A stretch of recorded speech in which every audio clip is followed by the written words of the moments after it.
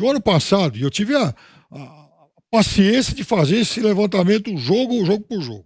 No Campeonato Brasileiro do ano passado, o Renato dirigiu o Flamengo em 26 jogos, ganhou 16 e não ganhou 10. Desses 10, ele não contou com a Arrascaeta em 9. Essa é uma diferença. Você quer falar bem do Renato Gaúcho. Aí é o seguinte, isso aí é pior do que criticar o Rodinei hoje. Isso, o Renato é o melhor desses últimos aí do Flamengo e tal. Concordo com você. É claro, agora, por exemplo, falar bem do Renato ele teve o Gerson. hoje. Você elogiou o Paulo Souza? Em algum momento, sim. Então você não pode falar do Renato Por que não posso? Se você elogiou, porque ele foi muito pior que o Renato Gaúcho. Sim, o Flamengo... Muito pior. O Flamengo... Mas, Pinedo, deixa eu te fazer uma pergunta aqui. Todas que você quiser. Se em dezembro, alguém chegasse... o último dezembro.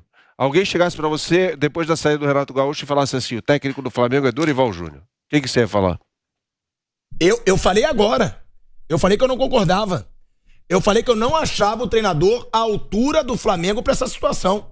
E se eu tiver que dar o passo atrás, eu vou dar. Eu não tenho vergonha de falar uma coisa pra você. Agora, contanto que nenhum grande clube procurou o Dorival nos últimos anos. Não, o Dorival estava com a carreira, convenhamos, caminhando para o encerramento. Eu cheguei a falar num programa aqui, no momento da crise, falei, o Flamengo devia recorrer a uma solução tampão como 2018 e trazer o Dorival, alguém com esse perfil.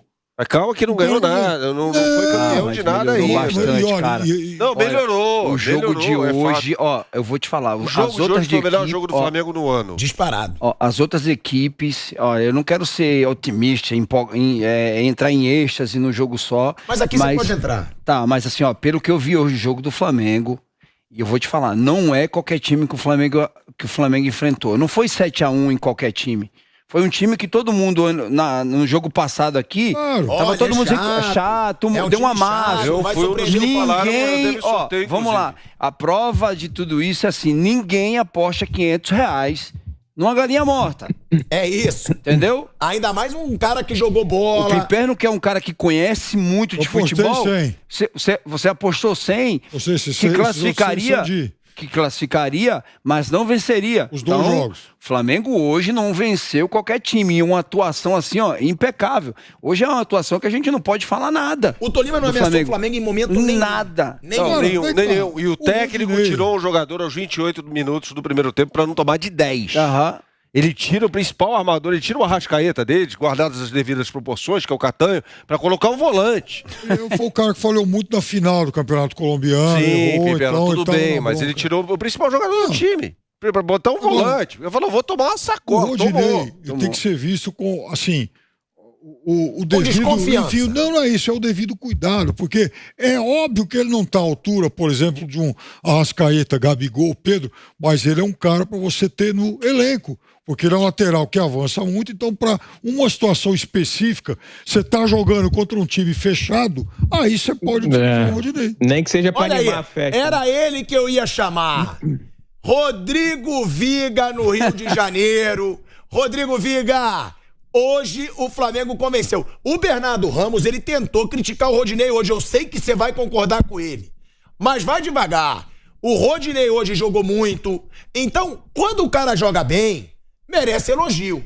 Ele leva tanta porrada quando joga mal. Que é a maior parte das vezes. Sim, mas hoje jogou bem. O Gabigol, Viga, quero que você fale sobre a atuação do Gabigol. Muito bem no jogo, jogadas bonitas, arrancadas, abrindo na ponta. Pedro, claro, 4 gols. O que falar desse time do Flamengo de hoje, Viga? É um divisor de águas essa partida de hoje. E outra, a partir da próxima rodada, ainda tem Cebolinha, ainda tem Vidal, pode ter o Wendel, que ainda interessa ao Flamengo. Boa noite, Rodrigo Viga. Fala, pilhado. Boa noite pra você. Boa noite, Piperno. Boa noite, Souza. Mais do que nunca, agora você tá devendo aquele jantar ou aquele almoço, né, Souza? Eu tô devendo, Viga. Quando tiver em São Paulo aqui, eu vou te levar num restaurante ali que eu vou com pilhado lá, que a gente... No Júnior, na banca do Júnior. Mas quem é que paga a conta, pilhado? É o Souza? É impressionante, irmão. O cara é milionário. O cara era do Fluminense e da Unimed. E o cara não paga uma conta. Mas tudo bem. Eu tô ganhando dinheiro em cima do Piperno e do Vampeta, então eu pago. Deveria usar parte desse dinheiro para contribuir para a contratação de um lateral direito. Boa noite pro Bernardo, amigo de longa data. Fala, Viga. Tudo bem, Bernardo? Tudo Olha bom, lá. É fácil falar do resultado, né? Pelo 7-1, porque, enfim, é mais um 7-1 com uma camisa vermelha e preta, numa arena de Copa do Mundo, em território brasileiro, só que dessa vez foi com um sorriso no rosto, com alegria, não foi aquele 7-1 da seleção brasileira. Mas, já complementando tudo que foi dito aqui, concordo com o Bernardo que o Rodinei é aquele lateral que é importante ter no elenco, viu, Pipiano? Talvez seja ali para resenha, para conversa, para brincadeira, para o tantã, para o pandeiro, entendeu? Para subir no palco, fazer graça, mas ele está jogando bola. Então a gente tem que reconhecer que nos últimos 3 ou 4 jogos, aquele setor direito ali cresceu muito com a presença do Rodinei. Agora, eu vou olhar mais para a parte tática do Flamengo, que eu acho que esse é o grande mérito do técnico Dorival Júnior, porque ele teve a coragem que ninguém teve até hoje. Porque Gabigol e Pedro estavam estigmatizados, dizendo que os dois não podiam atuar juntos jamais. Não sei se foi o Rogério Ceni, se foi o Papa Bento XVI, se foi o Papa Francisco, se foi o presidente da República, se foi o presidente do Flamengo, enfim, pouco importa. Ninguém teve a coragem de falar assim, eu consigo montar um esquema tático com esses dois jogadores. E é claro que se é para ser um homem de referência, esse homem de referência tem que ser o Pedro, como foi hoje, fez 4 gols, e não o Gabigol. E eles se complementaram muito bem, mesmo com a ausência, por exemplo, do Bruno Henrique, e quem vai fazer as vezes do Bruno Henrique vai ser o Cebolinha. Agora, olhando para a parte tática, o que mais me agrada nesse time do Flamengo, nesse momento, a gente espera que seja um divisor de águas, que seja uma nova página desse Flamengo, que eu dizia até bem pouco tempo que estava condenado pelo futebol que jogava a não ganhar nada na temporada 2022, posicionamento tático de 2 jogadores que são fundamentais e sempre foram no passado recente Flamengo. De Arrascaeta e Everton Ribeiro. O Paulo Souza, amado pelo meu amigo Bernardo, ele quase matou o Everton Ribeiro jogando o Everton Ribeiro de lateral esquerdo. Ah, não! Você tá falando pra mim que ele amava o Paulo Souza? Não, amava não. Ah, não! Não tem que amar ou desamar ninguém. Não tem que amar e desamar meus amigos, minha mulher, minha família. Não tem que amar ou desamar ninguém. Em primeiro lugar. Não tem que criticar quando tem que ser criticado. Foi muito tolerante, né? Muito tolerante, é isso. Deixa eu só complementar. Pilhado, deixa eu só complementar. E o posicionamento do Arrascaeta, que o Dorival Júnior, que a gente cornetou aqui, eu e Pilhado, também estava querendo matar o Arrascaeta jogando numa posição de beirada mais à frente. O Arrascaeta é um jogador para pensar o jogo, para articular o jogo, para arquitetar. É uma espécie de engenheiro dessa equipe do Flamengo. Então, num posicionamento melhor distribuído desses 2 jogadores, todo mundo fluiu, todo mundo evoluiu. Ele vai ter dor de cabeça agora para saber se o Vidal vai jogar ou não vai jogar. Pela liderança dele, deve entrar para ser titular. O próprio Cebolinha, para cair no lado esquerdo ali na vaga do Bruno Henrique. Agora, taticamente, me agradou bastante o novo posicionamento do setor no meio de campo em losango, ali o Pedro jogando com homem de referência, e eu disse isso aqui na abertura da jornada. Se é para ter alguém diferente, se é para ter um jogador com características distintas, que seja o Pedro na lista dos 26 da seleção brasileira, e não seja mais um para ficar lá na foto ou dos campeões do mundo ou dos eliminados, como eu acho que o Brasil não vai ser campeão do mundo no Catar, viu? O Viga trouxe essa situação tática, né, do Dorival. Souza, é um jogo pra dar otimismo pro restante da temporada do Dorival Júnior? Porque, sendo sincero, aqui a gente não esconde nada. Eu mesmo falei do Dorival. Eu falei, eu não acho o Dorival um treinador ruim, mas também não acho um grande treinador pra assumir o Flamengo nesse momento. Agora, se o cara mostrar trabalho, se tornar um treinador vitorioso no Flamengo, vou ter que voltar atrás. É um jogo que pode ser um divisor de águas pro Dorival Júnior, que chegou sob uma grande desconfiança de grande parte das pessoas. Só uma coisa, desculpa, informação. O Tátira acaba de eliminar o Santos. Olha aí, o Tátira eliminou o Santos. River Plate fora da Libertadores também, hein? Excelente notícia para torcedores do Flamengo, do Corinthians, do Palmeiras, Atlético Mineiro, um dos grandes rivais dos brasileiros na briga pelo título da Libertadores está fora. River e Boca Juniors fora da Libertadores. Fala, Souza. Filhado, a gente tem que aprender, principalmente no futebol, né? Analisar as coisas pelo momento, né? Por muitas vezes aqui a gente se empolgou e o Palmeiras fez com que a gente se empolgasse muito, né? Tinha gente já falando que o Palmeiras seria o campeão brasileiro disparado, né? Absurdo, falar isso com 15 rodadas. Falando com 15 rodadas, então a gente tem que analisar o momento. O momento do Flamengo hoje é absurdo, irmão. O jogo hoje foi... Pode falar, Pilhado. Eu vou te interromper agora. Estamos no ar na Rádio Jovem Pan a partir de agora, hein? Estávamos no ar só no YouTube. Quantas pessoas nesse momento no YouTube? Mais quase 60 mil pessoas no YouTube. Estamos no ar agora na Rádio Jovem Pan, AM e FM, com essa vitória aí avassaladora do Flamengo por 7-1 sobre o Tolima e também a vitória do Palmeiras por 5-0 sobre o Cerro Porteño. Esse ataque avassalador do Palmeiras, já também a gente vai falar do jogo do Palmeiras. Souza, você estava falando sobre a situação do Dorival Júnior à frente do Flamengo depois desse jogo. O Dorival chegou para tampar o buraco ali, né? Tampar algo que, assim, o Flamengo trouxe um treinador que não funcionou da forma que o Flamengo esperava, a diretoria esperava, se criou uma turbulência muito grande dentro do clube, né? Jogadores caindo de rendimento, e aí Dorival chega, né? Começa a fazer um trabalho, cara, e o trabalho do cara começou a fluir, começou a aparecer os resultados. Começou o começo, ele começou a escalar e mudar algumas peças. Exemplo, no jogo de lá ele colocou o Diego Ribas de volante. Pô, você tem jogadores que fazem essa função melhor do que o Diego Ribas. O Diego Ribas, ele funcionou nessa função há um tempo atrás, quando o time estava redondinho. Então hoje você vê um trabalho, e assim, Piper não é pilhado. Hoje, vendo o time do Flamengo jogando, eu até comentei aqui em off com alguns, eu falei, olha, as outras equipes começam a ficar preocupadas, porque é um time que já joga muito tempo junto, e a gente sabe que jogadores que tem o Flamengo hoje, com confiança, vixe, aí fica difícil para as outras equipes. Então, hoje, na sua totalidade, a gente está vendo já o Dorival dando uma cara para o Flamengo que ninguém esperava. Eu próprio não esperava, e assim, analisando o momento, a gente começa a ver um Flamengo diferente aí, chegando nas tabelas e causando bastante medo aos adversários. E tem que se preocupar mesmo, Souza. Tem que se preocupar, porque o Flamengo não estava gerando confiança para os rivais. Inclusive o Piperno apostou R$200 no Tolima. É verdade. Sim. O Vampeta apostou R$500 no Tolima. Os rivais não estavam acreditando no Flamengo. E esse jogo de agora, Bruno Prado, a gente está falando muito sobre essa situação do Tolima.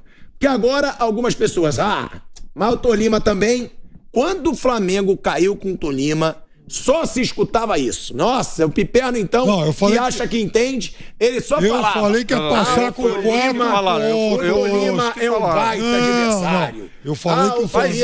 Não, eu falei que o Flamengo passaria com uma vitória e um empate. É complicado. Então tem que valorizar o 7-1 de hoje. Se pegar... Tem que valorizar muito. Peraí, Pilhado, se pegar os adversários de Palmeiras, Atlético e Flamengo, a maior pedreira era do Flamengo. O Flamengo meteu 7 no rival mais complicado dentre os adversários desses 3 times. Tirando do Corinthians, que era o Boca, né? Não, tô falando de Palmeiras, Atlético e Flamengo. Acho que o Emelec é mais duro. O Emelec, o Piperno, pelo amor de Deus, como gosta de falar besteira. Melhor que o Tolima. O Emelec é melhor que o Tolima hoje. O Atlético Mineiro, vou passar pelo Emelec. O Atlético Mineiro tá jogando bem. 1-0. Sobre isso aqui no sábado. Sim, mas... Tá jogando mal. Jogou mal contra o Juventude, ganhou. Mas se ele joga mal... O Emelec ganhou. Mas se ele joga mal contra uma outra baba, ele passa no mata-mata. O Emelec só está nas oitavas de final, porque caiu num grupo talvez mais fácil da história da Libertadores da América. O Flamengo era mais fácil. O Flamengo era mais fácil. O Tátira eliminou o Santos. Não é assim. Não, peraí, gente. Era Tátira, o pior time da história da Libertadores da fase de grupos, talvez, o tal do Independiente Petroleiro e o Emelec. Não é porque o Emelec perdeu por 1-0 pro Atlético, virou um esquadrão. Não é um esquadrão, mas ele é um time grande. Não, o grupo do Flamengo era o Flamengo contra o Fraldinha, Chupetinha e, sei lá... O do Palmeiras era mais fácil. O Tajeres está nas quartas de final. Jogou contra o Flamengo. Pegou o Colón. Tudo bem, ué. E foi líder de um grupo. Foi líder de um grupo que tinha Peñarol. O Tátira acaba de eliminar o Santos. Não é um time ruim assim. Então... Aí que tá. Eu acho engraçado o malabarismo que as pessoas fazem para enaltecer times que são ruins. É o caso do Emelec. É o caso do Tátira. Não. São times ruins. Mas são melhores que o Tolima. O Tolima é muito ruim. Muito ruim. Se a sua barra, se o seu sarrafo... Muito ruim. Peraí, calma. Se o seu sarrafo é o Atlético Mineiro, que venceu só por 1-0 do Emelec... Saiba que o Tolima ganhou do Atlético Mineiro. Quando o Atlético já estava classificado um outro contexto. Mas partindo dessa premissa aí, o Boca também é lábio, não é Boca, né? O Boca é lábio, né? Um time mediano, né?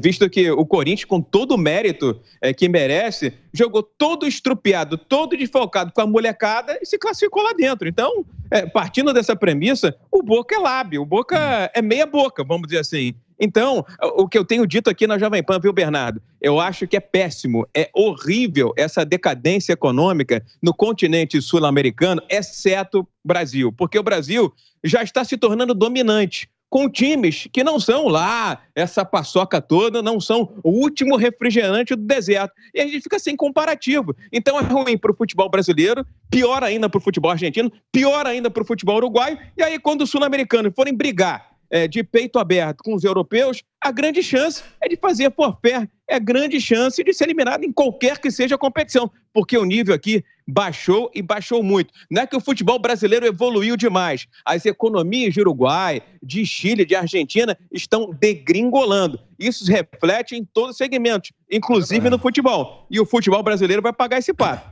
Muito obrigado, Viga.